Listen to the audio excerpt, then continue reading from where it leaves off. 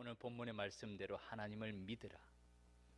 기도하고 구하는 것은 받은 줄로 믿으라. 그리하면 너희에게 그대로 되리라.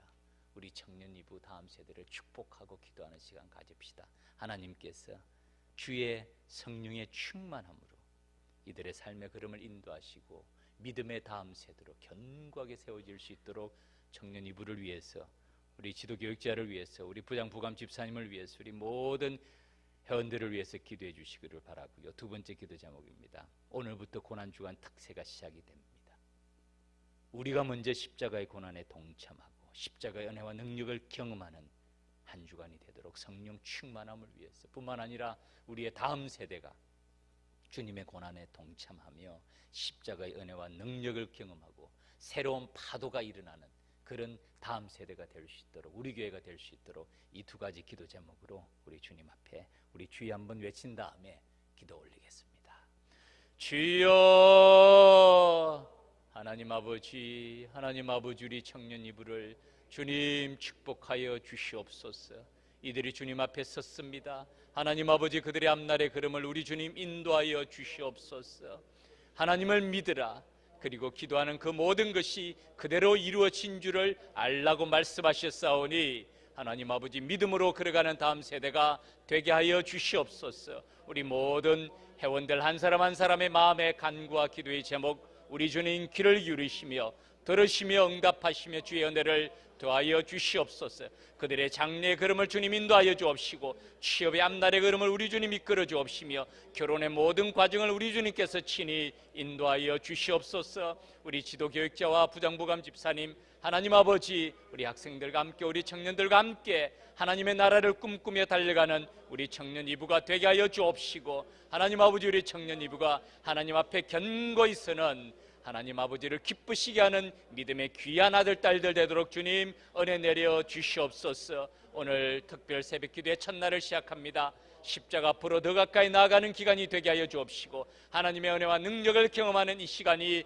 되게 하여 주시옵소서. 하나님의 임재 앞에 서게 하시고 하나님의 영광 앞에 서게 하시며 십자가를 바라보고 우리 주님께 더 가까이 나아가는 귀한 시간 되게 하여 주시옵소서. 감사드리며 예수님 이름으로 기도 올립니다. 아멘.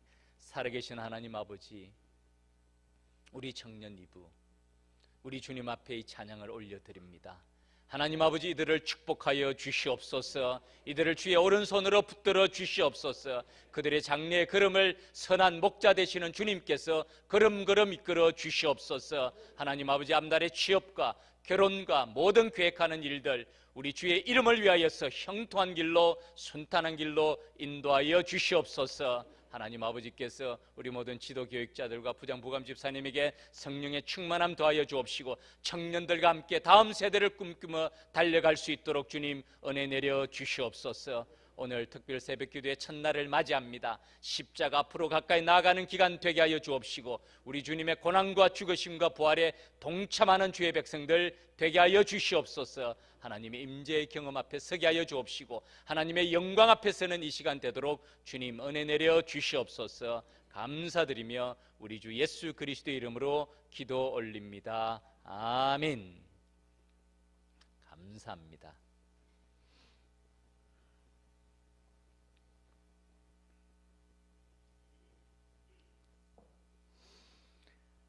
오늘 말씀의 제목은 성정과 무화과 나무입니다. 오늘 읽은 본문에서는 베다니에서 나왔을 때의 상황을 설명합니다. 예수님께서 시장하셨던 것 같아요. 배가 고프셨어요. 무화과 나무를 보십니다. 멀리서 잎사귀 있는 한 무화과 나무를 보시고 혹 그 나무에 무엇이 있을까 하여 가셨더니 가서 보신 적 잎사귀 외에는 아무것도 없더라. 그 다음에 말씀이 이는 무화과의 때가 아님이라. 예수님께서 말씀하십니다. 이제부터 영원토록 사람이 내게서 열매를 따먹지 못하리라 하시니 제자들이 이를 듣더라. 지금 예수님께서 억지를 쓰시는 겁니까? 무화과 잎사귀 외에는 아무것도 없는데 무화과의 때가 아님이라 라고 말씀하시는데 어떻게 무화과 열매를 구할 수가 있습니까? 여러분 버드란트 러셀이라는 철학자를 아시죠? 노벨상을 받았던 사람이죠. 이 사람은 이 본문을 보면서 심각한 문제를 발견했어요. 예수님의 인격에 문제가 있다고 생각하신 거예요.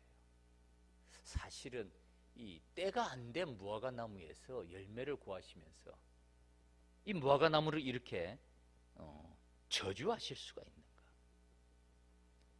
그는 이 예수님의 인격에 심각한 문제가 있다고 회의를 품었고 의심했던 사람입니다. 또 한 사람이 있습니다. 한 진보 신학자입니다.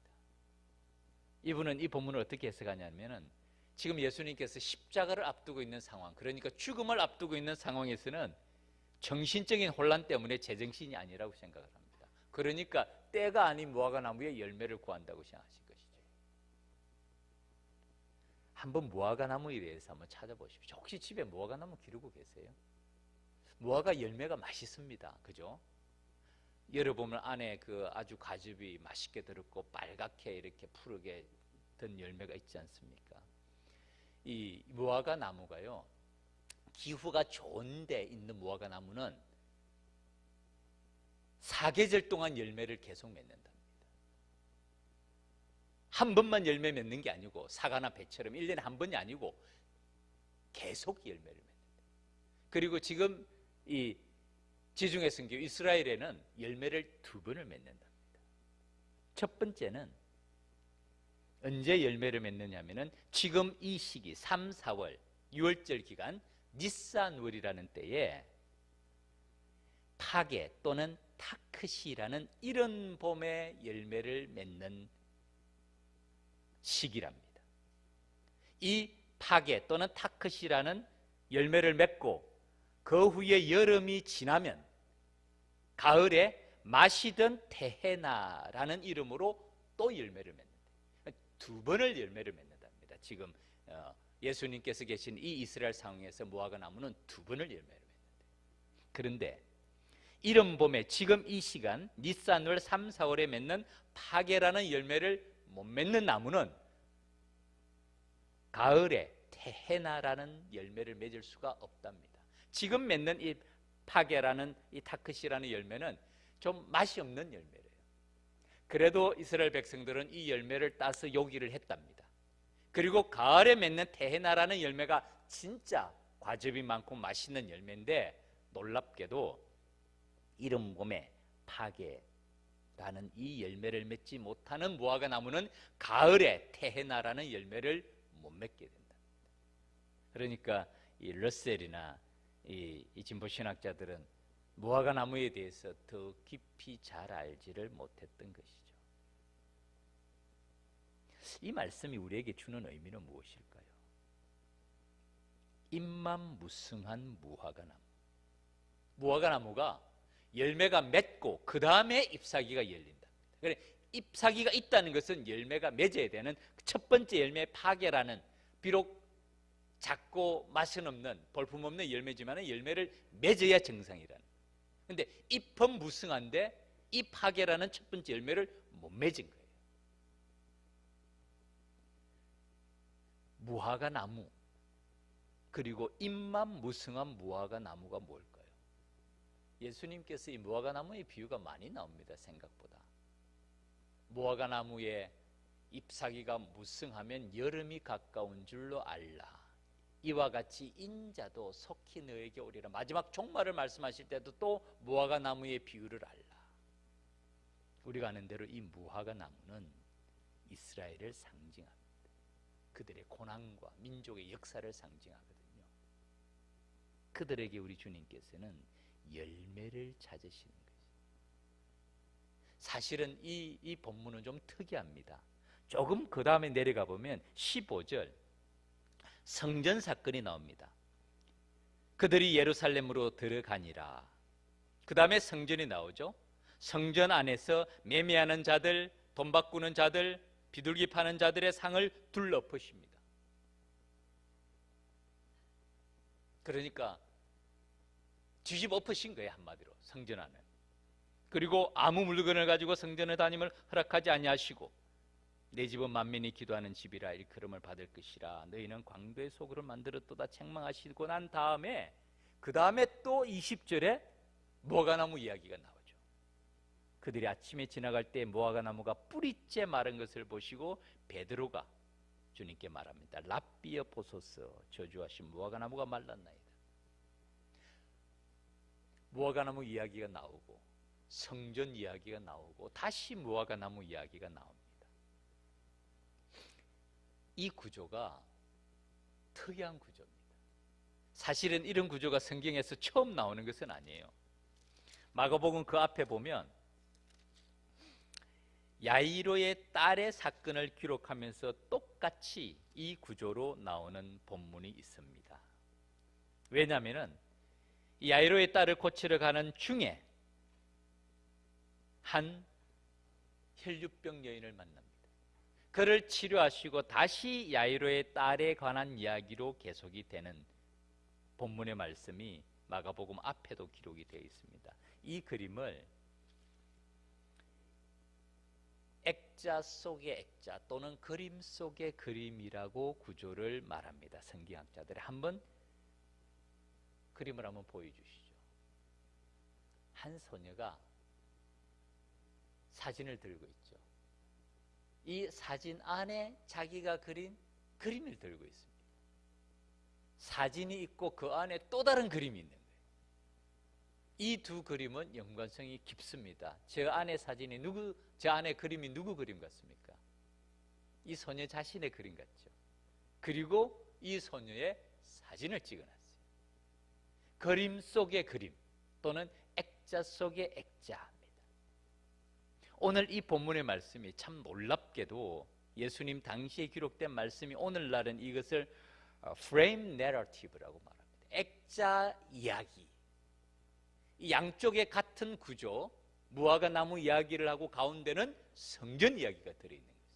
이 성령과 무화과나무 이야기가 관계가 없겠습니까? 아니요. 깊은 관계가 있습니다. 지금 예수님께서는 잎만 무성한 무화과나무를 책망하십니다. 엄하게 책망하십니다. 이제부터 영원토록 사람이 내게서 열매를 따먹지 못하리라. 두 가지입니다. 첫 번째는 예수님께서는 우리에게 열매를 원하십니다. 잎만 무성하다는 게 무슨 뜻일까요? 말만 많다는 뜻일까요? 그럴 수도 있습니다. 신앙의 연륜만 자랑한다고 볼 수도 있을까요? 그럴 수도 있습니다. 아무튼 열매가 없는 거죠. 성령의 열매, 빛의 열매, 그리스도를 닮아감의 열매를 찾으시는 주님을 말씀해요. 이 무화과나무, 이스라엘 백성, 이스라엘 민족들에게 하나님께서 찾으시는 것은 열매라는 거죠. 그리고 또 하나는 열매를 언제 맺어야 되느냐 하면은 주님이 찾으실 때, 주님이 찾으실 때, 그때 우리에게 열매가 있어야 된다. 언제 주님이 우리를 찾으실까요? 모릅니다. 모르잖아요. 압니까? 그때 주님이 찾으실 때 우리에게 열매가 있어야 된다는 걸 보여줍니다. 비록 이 파괴라는 열매는 설익은 열매지만은 이 파괴 열매가 맺어야 나중에 태해나라는 맛있는 열매를 맺을 수, 성숙한 열매를 맺을 수 있는 것처럼 언제든지 주님이 찾으실 때, 주님을 만날 때 열매가 있어야 된다는 것을 말씀하시면서 성전을 청결케 하시는 성전 사건이 나옵니다.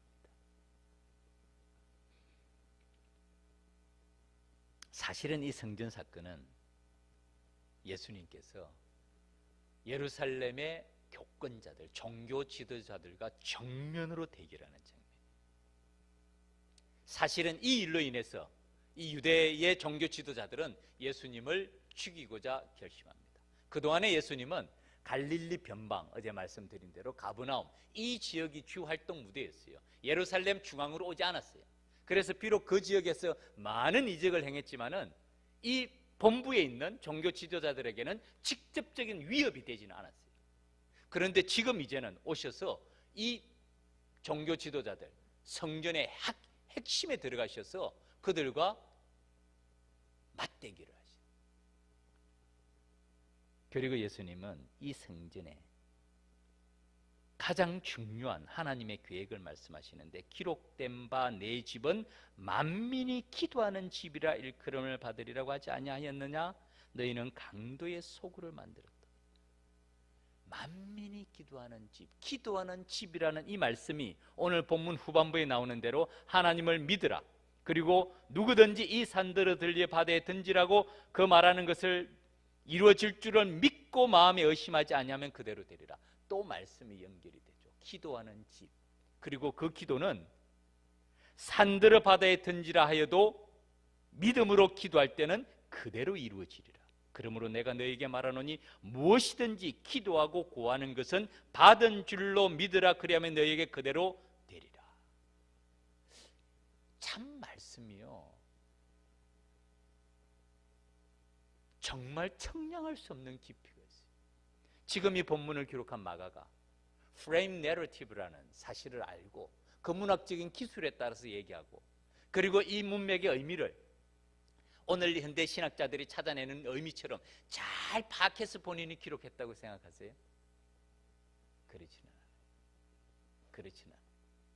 성령께서 주시는 하나님의 영감의 말씀대로 그대로 기록하신 것이 놀랍게도 오늘의 모든 문학적인 형식을 뛰어넘는 청량할 수 없는 하나님의 깊이가 됩니다. 다른 사람들은 우리 성경을 보고 참 초보적인 철학이라고 얘기하는 분들도, 사람들도 있어요. 그 성경을 몰라서 하는 소리. 하나님의 말씀은 단순합니다. 어렵지 않아요. 정말 진리는 단순해요. 공교한 철학으로 기록된 것은 잘 모르는 거예요.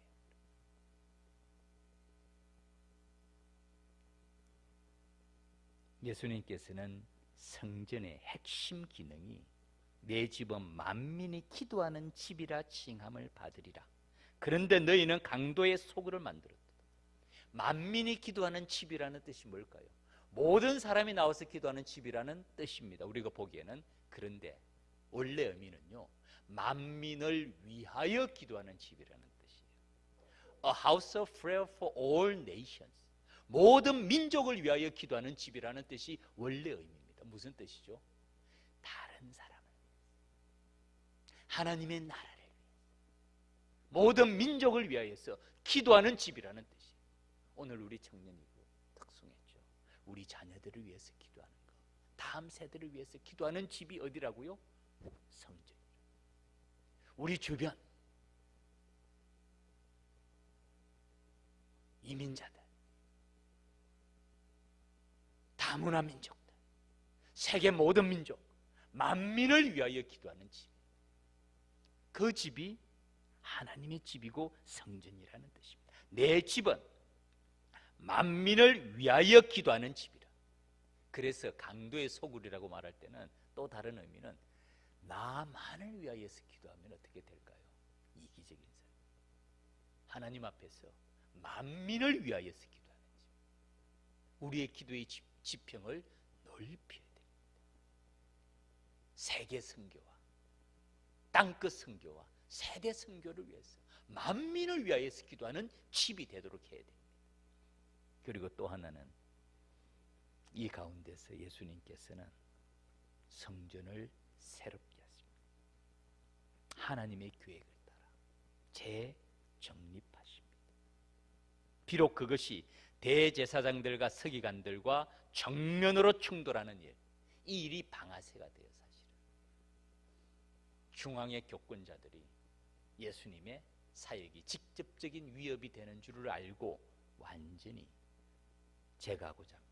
대제사장들과 서기관들이 듣고 예수를 어떻게 죽일까 하고 꾀하니 핵심 세력과 부딪힌 것이죠. 이는 무리가 다 그의 교훈을 놀랍게 여김으로 그를 두려워함이라.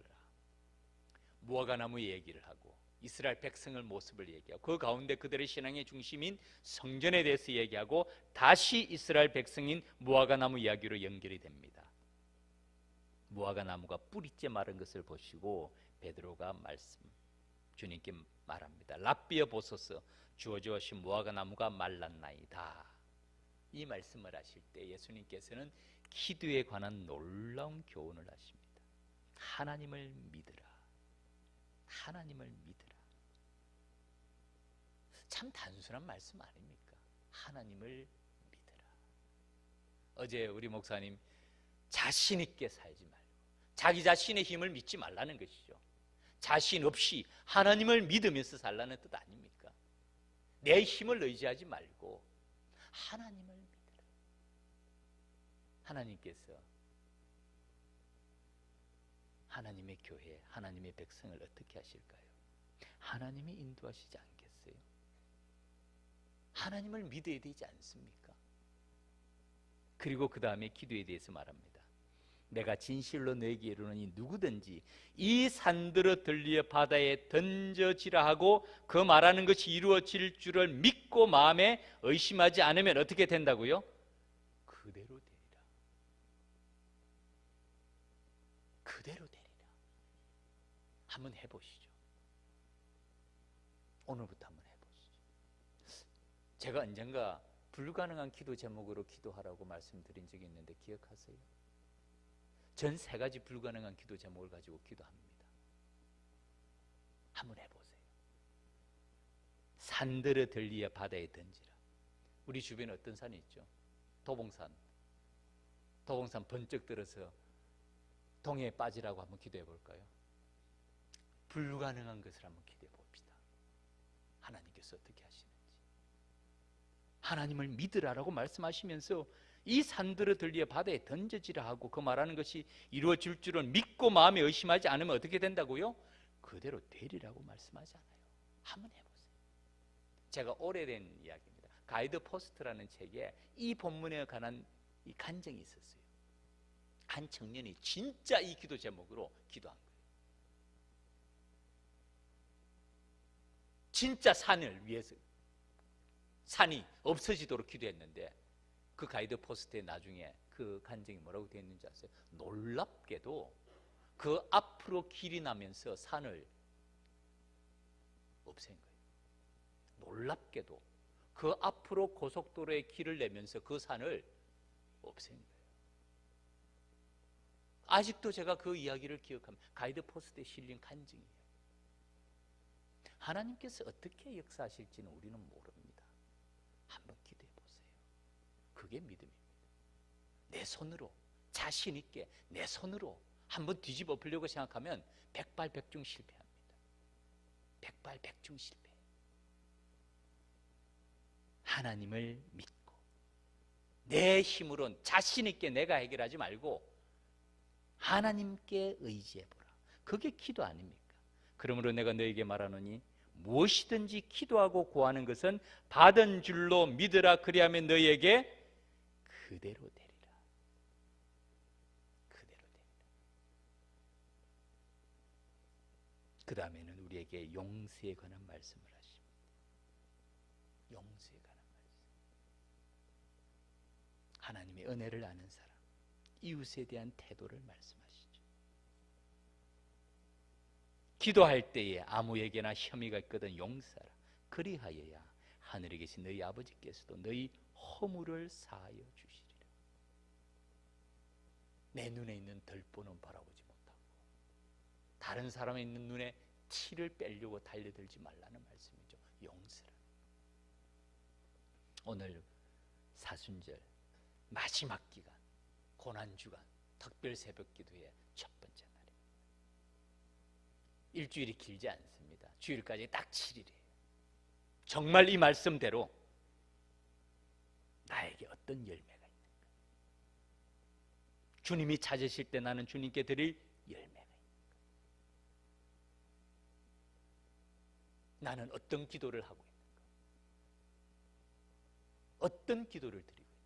하나님을 믿고 정말 기도의 능력을 의지하는가? 아니면 내 손으로 한번 뒤집어 볼 생각을 하는가? 불가능한 기도 제목, 우리 청년들을 위해서, 다음 세대를 위해서 기도해 주시고요, 우리 삶을 위해서 기도하고 이 산들을 들리어 바다에 던져지라고 그 말하는 것이 이루어질 줄을 믿고 마음에 의심하지 아니하면 그대로 된다는 말씀을 한번 문자 그대로 한번 믿어봅시다. 저도 불가능한 기도 제목이 있어요. 하나님께서 듣기 이루실지 한번 보겠습니다. 지난 날을 돌이켜보면 하나님은 우리의 기도보다 더 아름답게 이루어 주시는 분인 줄 믿습니다. 그 기도 제목으로 우리 청년들도 기도하고요, 우리 믿음의 가족들도 기도하면서 이 고난주간 십자가 앞으로 더 가까이 나아가는 저와 여러분의 믿음의 걸음이 되기를 주님 이름으로 축원합니다.